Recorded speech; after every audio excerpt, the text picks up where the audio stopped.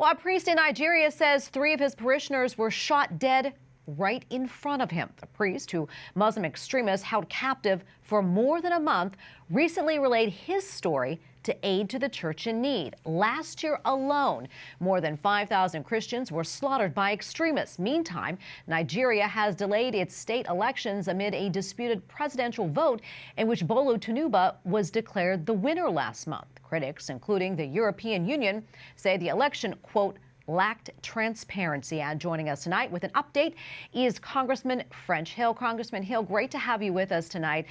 Unfortunately, we keep seeing these headlines coming out of Nigeria. For our viewers who aren't that familiar, please tell us briefly about the situation in Nigeria and why it's such a dangerous place for Christians. Well, Tracy, it's great to be with you tonight. This is the largest country in Africa. It's a very large economic growth engine in Africa because of the oil and gas business there. And over recent years, it's become plagued by religious liberty attacks, mostly from Muslims against Christians. But this is a very critical country in Africa. And protecting religious liberty there is fundamental to making sure that the Nigerians can move forward with their economic growth, their economic prosperity, and maintain a plural democracy.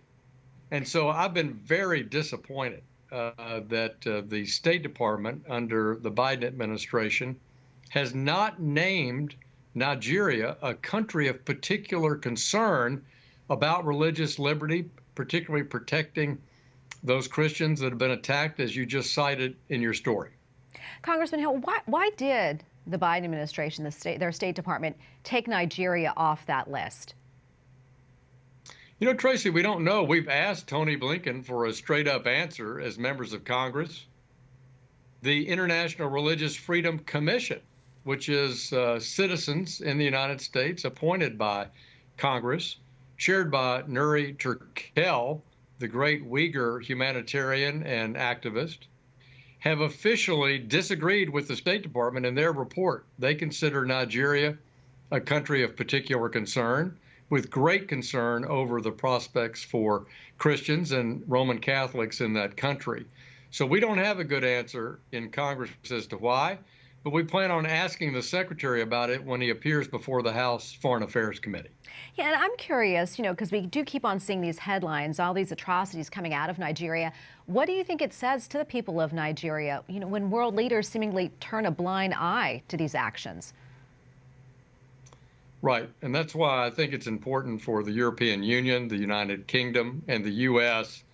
to speak with one voice here, to encourage the leaders in Nigeria to demonstrate religious liberty by prosecuting the people who are perpetrating these crimes.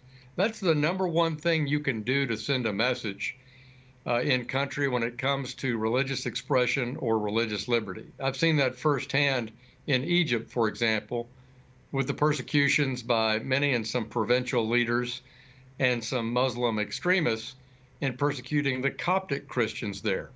President el-Sisi, the leader of Egypt, has done many good things at the top to create a more pluralistic, respectful, multicultural, multi-religious environment there. But you got to prosecute people who commit crimes. Congressman Hill, we have about a minute left or so, but I know that you and others are really trying to get Nigeria some help. Any update on your latest efforts?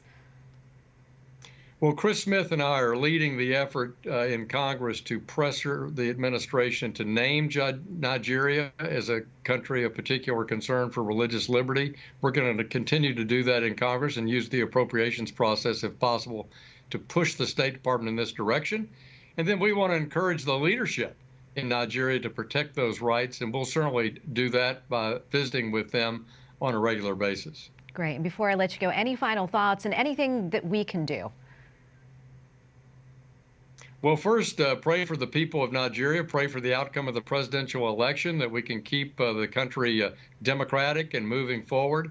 But we absolutely need to continue to press with Europe and the United Kingdom and the U.S. To improve religious tolerance there. I have fear that will lose the economic advances in that country, and it could break down into civil strife. And Congressman Hill, we're going to leave it right there. Thank you so much for coming on. A pleasure to be with you.